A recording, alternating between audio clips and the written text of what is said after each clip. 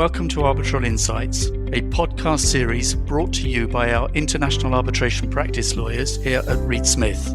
I'm Peter Rosher, Global Head of Reed Smith's International Arbitration Practice. I hope you enjoy the industry commentary, insights and anecdotes we share with you in the course of this series, wherever in the world you are.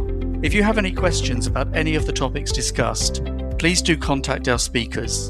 And with that, let's get started. Welcome back to the next episode of Arbitral Insights, in which we'll discuss the Korean Commercial Arbitration Board's International Division with Steve Kim, who's KCAB's International Secretary General. I'm JP Duffy. I'm an international arbitration partner based in New York that acts as both counsel and arbitrator in international arbitration seated around the world under a variety of governing laws and arbitral rules. I'm qualified in New York, England, and Wales, and the DIFC courts in Dubai, where I previously practiced. I routinely represent clients in arbitrations involving Korea and East Asia, and I also have the good fortune to be listed on the KCAB International Arbitrator roster. With me today is Steve Kim, who's the Secretary General of KCAB International, where he oversees the daily operations as well as global marketing. He's qualified in the U.S. state of New Jersey and started his career at the AAA ICDR back in 1998, where he served as the director for 7 years. Steve then moved to Korea to be in-house counsel for Samsung. After 5 years of that, he recognized the importance of sales and marketing, so he became a country manager for an IP management company, then head of Korea for a large EU-based law firm, until he was invited to join the KCAB in 2022. We're thrilled to have Steve today and to have his insight. Steve, welcome, and thank you for joining today. Thank you very much for inviting me. Great. Well, with that, let's jump right into our discussion. And let me start by giving some background on KCAB International for those that aren't as familiar with it. KCAB International is an international arbitration institution that was established in 2018. It's an independent division of the Korean Commercial Arbitration Board, which was itself established in 1966 and specializes in administering international arbitrations in a cost-effective and time-efficient manner pursuant to the streamlined processes. KCAB International seeks to be a premier international dispute resolution center in Asia and beyond, and has a truly international presence. In 2016, in recognition of the fact that Los Angeles has the highest Korean population in the world outside of Korea, KCAB opened its first foreign office in LA. In 2017, KCAB International opened its second overseas office in Shanghai in the PRC. And lastly, in 2019, KCAB International opened an office in Hanoi in Vietnam, making it the first foreign arbitral institution to have an office in Vietnam. So clearly, KCAB International has a global reach. So Steve, let me ask you a question about that then. Do all of KCAB International's offices administer cases? No, the Seoul headquarter office handles all of the case administration. This is to streamline the process and have one centralized control tower. We are looking into the possibility of one of our overseas offices having the capability of managing and handling case administration at this moment. Excellent. And does the KCAB International administer both international and domestic cases or just one? KCAB International focuses only on international matters. The domestic arbitration cases are handled by KCAB, the headquarter. Number-wise, typically 400 to 500 cases per year, with 60 to 100 plus international cases per year for the international division. And Steve, I think we said this earlier, but KCAB International is a truly independent organization, correct? Right, that is correct. It is an independent division of KCAB headquarters. It is a separate division that handles only international arbitration cases. Great. And we talked a bit about caseloads. How many cases did KCAB International administer in 2023? For international matters, we administer roughly close to 60 cases, and that's out of about 400 plus overall cases that were handled by KCAB itself. From what industries did those cases come from, Steve? For industry-wise, construction typically takes at least 30% of our cases. General commercial transaction, we are seeing an increased caseload coming in from the IT sector. Obviously, Korea is a very technologically focused and advanced country. and then trade and entertainment. Entertainment, because of the confidentiality that the arbitration carries. So a lot of your K-pop stars that you were aware of uses arbitration to handle their disputes. Wow, that's really that's really great. Now, in the IT sector, is there any particular subsector within IT that you see more cases of? We are seeing, a lot of our cases are under the IT are your typical commercial contract disputes. If I could try to actually categorize that, because Samsung, LG, and Hyundai focus on their specialized subsectors like semiconductors, automobiles, and a lot of the subcontractor issues. Cross-border, trade disputes includes anything standard from non-payment of services to defective goods on that. So a lot of the high-tech cases we're seeing more and more coming in, as well as what we call the hyper-innovative sector, which is artificial intelligence, platform business, your next generation display, next generation internet platforms. Those are coming in.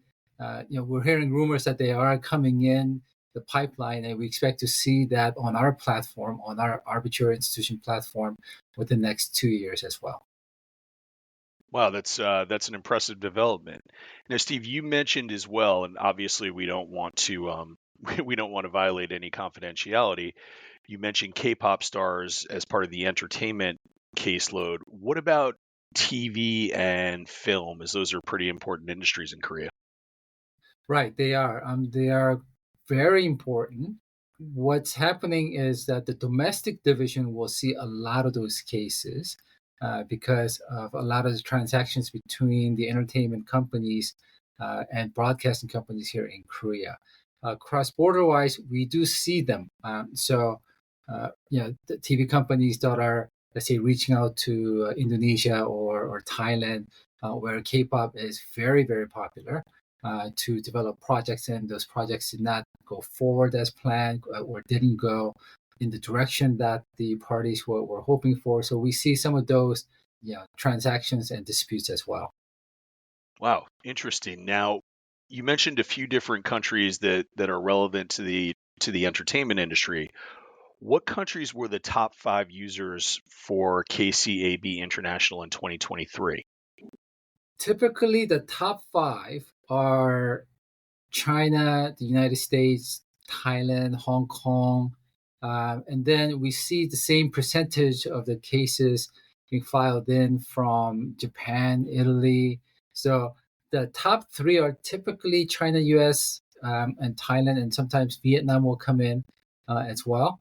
But then we do see some unexpected jurisdictions like Italy coming in with 3 cases to take the top 10 spot as well.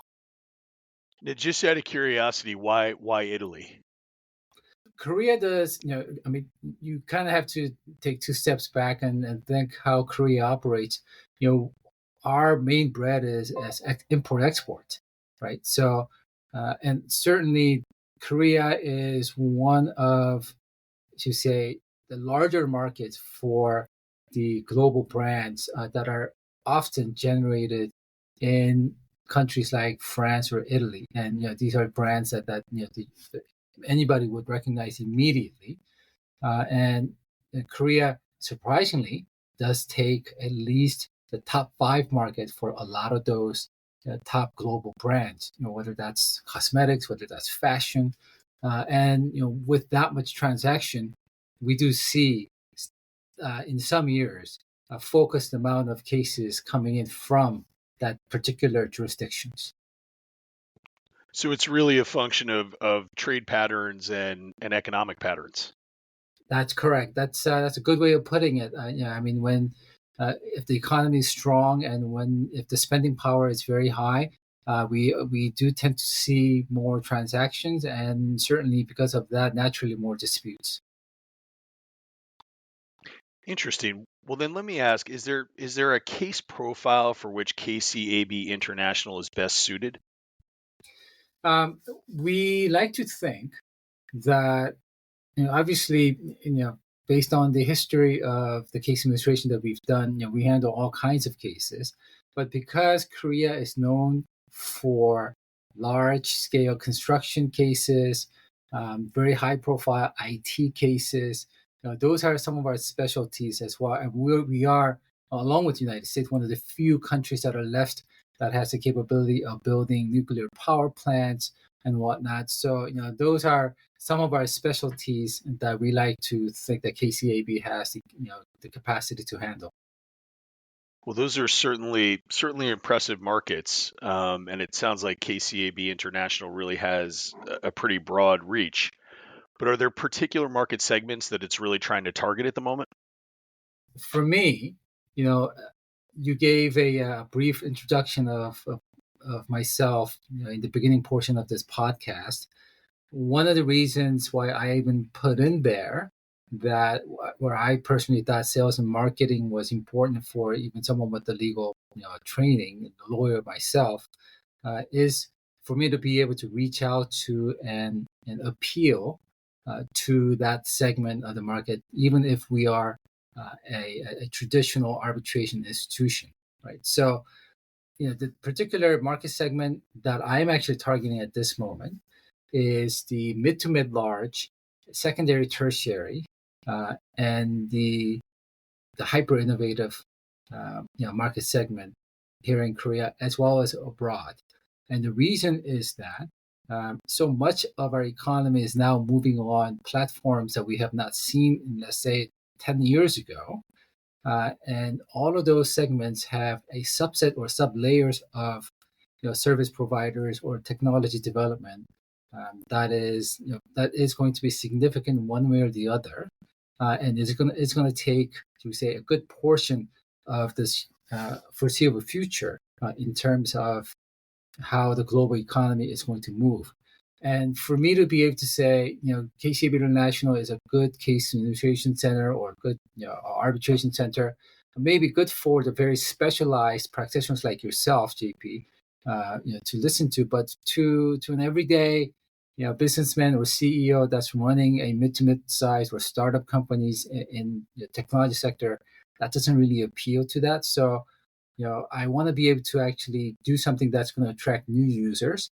And the way that I'm doing that is appealing arbitration or talking about arbitration without talking about arbitration. So if I could actually approach them and say, we have a network of hundreds, if not thousands of experts and hundreds of international law firms with global expertise, that we're not necessarily going to talk about legal technicality, but rather gain insight from those experts in terms of how the market is moving, what are some of the bigger players, what are they coming to law firms and what are they asking for, right?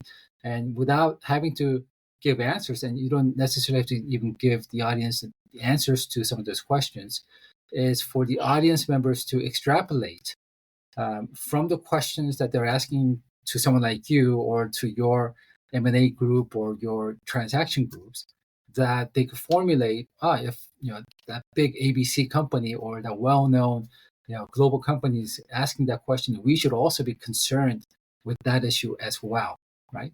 So by transforming the arbitration institution to more of a knowledge center, more of a practical guidance center, that I think is going to be able to appeal and attract the new market segments, which I want to attract as well. Wow, that's a really clear strategy and a really well thought out one. And I appreciate your sentiment about keeping things less technical for non-lawyers. And I'm going to use that as a segue now to jump into some of the more technical matters for the lawyers that are going to be listening in. Steve, it's my understanding that the current rules took effect in 2016. For practitioners like myself, what are some of the salient features of those rules? So one of the first things that I noticed when I came in, and I've been looking at the rules for some time now, even before I became Secretary General, is it really depends on which language the rules were written in first, and then how it was translated. And from a purely U.S. practitioner, a very Americanized Korean American perspective, when I read the rules, it reads like it was written in Korean and then it was translated into English. And as best of the job that they did, I still feel that there are some gaps in the translation, which could actually affect the interpretation or the accuracy of that. So that's one of the larger pictures that we're actually dealing with at this moment. And then you go down to the subset of that. We're trying to clarify certain aspects, things like joinders, emergency arbitration, and we're trying to actually more clearly define the roles of the institution, authority of the institution to make certain decisions, so that there is minimized confusion if there are multiple issues that are coming in, converging into into the institution or that particular issue at the same time. Things like third-party funding, which is not widely used here in Korea because of various domestic rules and regulations. But we have to be mindful that most major jurisdictions are actively using that. Most major institutions have already addressed that in their rules as well. So that is something that we're looking at as well. The role of our International Arbitration Committee or International Arbitration Advisors, which is very similar to your other institutions, international arbitration courts, and their roles and functions, and how they should then, should we say, contribute to the efficiency of the arbitration, here at KCAB International as well. So those are, some of the larger and smaller salient features that we're trying to address for our upcoming revision. So, Steve, when are those upcoming revisions expected to come out? One of the things that we do have to go through here in Korea is that we're aiming to actually have this, revised and basically be able to announce to the public in the first quarter of, or the first half of 2025. Now, as you may have seen from other institutions, whenever they actually take on or initiate any set of rules revision, it takes anywhere between 18 months to 2 to 3 years. So we're no different. This is a very long-term project, but our initial goal is to have something announced in the first half of 2025, because we do need to have the Korean Supreme Court to review this as well. Interesting. So you would have to go. You have a few different stakeholders that have to weigh in, I guess it sounds like. That's correct. I mean, the domestic rules are also being revised at the same time, so we kind of have to go hand in hand. Although we operate completely differently, and there are different aspects of rules revision on that, but we do have to be mindful and be respectful to the domestic rules revision, as well as you mentioned, there is that final stage where the Korean Supreme Court will review and ask questions and comment on the draft revision that which we're going to be submitting to them as well. Well, that's great. With that level of involvement, it sounds like the rules will be state of the art and very, very well thought out. That's exactly what we're trying to do. It's a good objective. Well, let me shift gears a bit then and just talk a bit about what KCAB International is doing in the U.S. You've obviously come from the AAA ICDR, and you've got a lot of experience there. What is your role in promoting KCAB International in the U.S., and what would you see as the biggest accomplishment there since that's begun? Personally, I like to think that my career took a very interesting turn, and I took a more of a parallel legal career rather than JP and someone like you who took on a more traditional law firm career, or if I could generalize it in that way. So me having started with AAA ICDR back in 1998, the earlier days, gave me a chance to see the market and the size of the market when everyone was talking about international arbitration. This is 20 years ago, right? So I always had this notion that whatever we do or whatever I do at KCAB, KCAB International needs to have a bigger footprint and bigger impact in the US market. And one of the first things that I did was to utilize our office in LA to do more noise marketing, just be able to say, hey, we're here. And for us to not necessarily approach the Korean population that's based in LA or anywhere else in the US, that's one thing. But my philosophy is, if I approach a US company, a large US company, and if their first question is, what's KCAB, then we have an issue there. So that's one of the first challenges that I want to address here, right? It's the elevation of our brand, right? So I always tell big companies here in Korea, we know that when you're dealing with, let's say, U.S. company, it's not easy for you to actually try to actually have KCAB International written into your arbitration clause, because they may actually say no, or they may just not know much about KCAB International, right? So that's one of the first things that I want to actually overcome. So one of the biggest accomplishments in United States is for us to get more actively involved with the California arbitration guys. We know that California is a very large economy. It is an important market. Although I'm a New York boy myself, I grew up in California as well. So we started getting very actively involved with their arbitration promotion activities, so that we could have either direct or indirect elevation of our brand through their activities as well. I also, at the same time, kept in close touch with all my colleagues at AAA ICDR and all of my other institutional colleagues in the U.S. for the U.S. market, for the New York market. I mean, that's the original market, right? So I had our director at LA office fly to New York to participate in the New York Arbitration Week. We regularly send out messages or news bits to our friends and colleagues based in the U.S. just to make sure that we are still bleeping on their radar as well, right? So my big accomplishment is to get our foot in the door and make an entry into the California arbitration market. At the same time, trying to have our big U.S. corporations or the U.S. clients and users to not to have to ask, what's KCAB? So that's where I am at this moment. That makes a lot of sense. And one of the easiest ways to do that sometimes is to educate and deputize practitioners to go out and really talk to their clients directly as well about an institution like KCAB International. So one of the questions I would have about that then is, you obviously would have practitioners serving as arbitrators.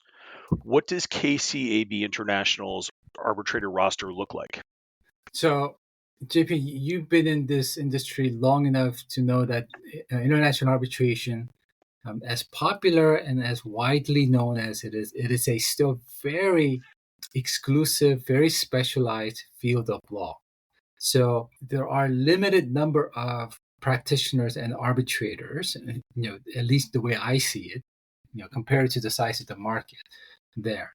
KCAB International arbitrator roster encompasses most of your well-known, well-respected, the go-to arbitrators that you and everyone else is familiar with. And we also have our specialty subsector arbitrators that are more well-versed in Korean or civil law as well. So we have 634 arbitrators at this moment. We review the arbitrator application on a yearly basis, as well as our entire panel on a yearly basis as well. And then we also have 73 new mediators that were newly appointed, which we could talk about a little later on about the mediation program. Well, that's great. Where do most of the arbitrator roster members come from? Are there particular jurisdictions, and how many jurisdictions do they hail from? Yeah, from my memory, I think roughly 30% will come from Korea or nearby regions. And then the remainders are actually fairly widely spread apart. And obviously, because international arbitration has the largest markets in the U.S. and as well as in Europe, so we have a number of people, from that as well. So I would say, I'm going to have to double check, but 30, 30, 30. So 30 from the Asia jurisdiction, 30 from the U.S. and the nearby jurisdiction, and 30 from the European jurisdictions as well.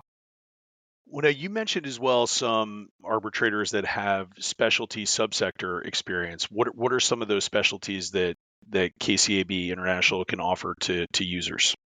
Right.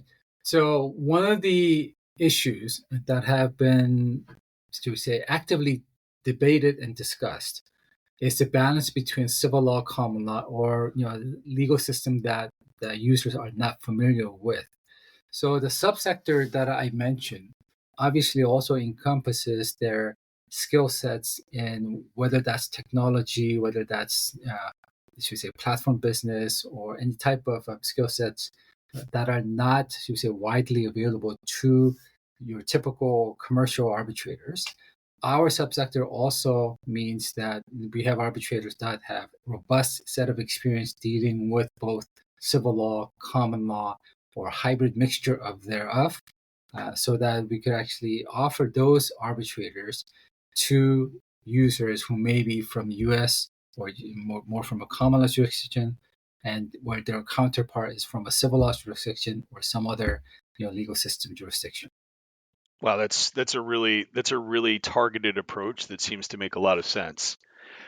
And we obviously have an awful lot that we could keep talking about, and I think what I'd love to do is reserve my right to bring you back for another for another episode in the future to discuss mediation and some of these rule developments that you've been talking about. So I think I'm going to do that, but let me let me start to get towards our conclusion then, and talk a little bit about what we're going to see looking ahead as sort of a precursor to that episode. If there's something that you'd like to see KCAB International accomplish in 2024, keeping in mind that we're actually now solidly into it, what would that be?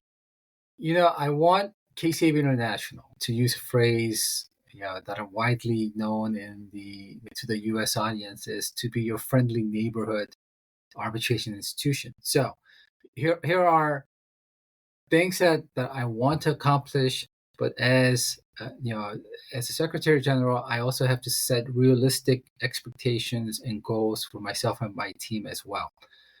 Sure, we would love to be able to say that we're a global scale or globally recognized arbitration institution. But the truth is that there are certain roads that we need to travel, certain steps that we need to take in order for us to be able to truthfully claim that, right? And one of that is is brand elevation, and I'm going to keep coming back to this. The brand recognition, brand elevation, is so that people don't have to ask, as I mentioned, what's KCAB, right? I want them to ask, what are the rules like? How many specific type of cases that have they had? The questions that you would ask, if you were to be, as we say, dealing with another major institution or with a particular set of clients that you're actually representing on that as well. The other thing is, looking ahead, is I'm going to continue my path to make KCAB International more like a sales organization, meaning that I want us to approach clients, be able to appeal to the clients in a way that they would actually need us for. So that is coming back to becoming a center for knowledge and information rather than just case management center.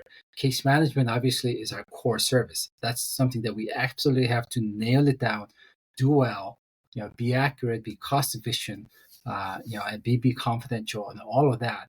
But that only has a limited, should we say, scope of appeal to a certain audience. I want to attract a wider audience by us actually utilizing our network of experts and professors and lawyers like yourself to talk to our clients, our potential clients, about this is how things are moving.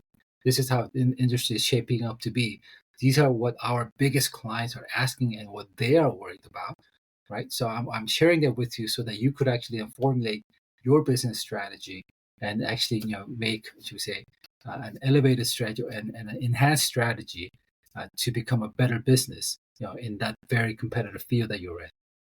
Well, it sounds like there are great things on the horizon, and I think we will have to have you back to discuss those some more in the future, because I'm really intrigued, as I know the audience is, to hear more about those developments as they play out.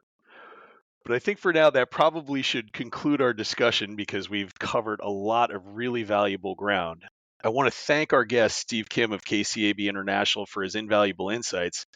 And I want to thank you, the audience, for listening. You should feel free to reach out to Reed Smith or to Steve Kim about today's podcast with any questions you might have. And we look forward to having you tune in for future episodes in the series. including a follow-on one that we're going to have to do with Steve because some of these developments are really marvelous. So Steve, thank you again, and we look forward to having you back. Great. Thanks very much. Arbitral Insights is a Reed Smith production. Our producer is Ali McCardle. For more information about Reed Smith's global international arbitration practice, email arbitralinsights@reedsmith.com. To learn about the Reed Smith Arbitration Pricing Calculator, a first-of-its-kind mobile app that forecasts the costs of arbitration around the world, search Arbitration Pricing Calculator on reedsmith.com or download for free through the Apple and Google Play app stores. You can find our podcast on Spotify, Apple, Google Play, Stitcher, reedsmith.com, and our social media accounts at ReedSmith LLP on LinkedIn, Facebook, and Twitter. This podcast is provided for educational purposes. It does not constitute legal advice and is not intended to establish an attorney-client relationship, nor is it intended to suggest or establish standards of care applicable to particular lawyers in any given situation. Prior results do not guarantee a similar outcome. Any views, opinions, or comments made by any external guest speaker are not to be attributed to Reed Smith LLP or its individual lawyers. All rights reserved.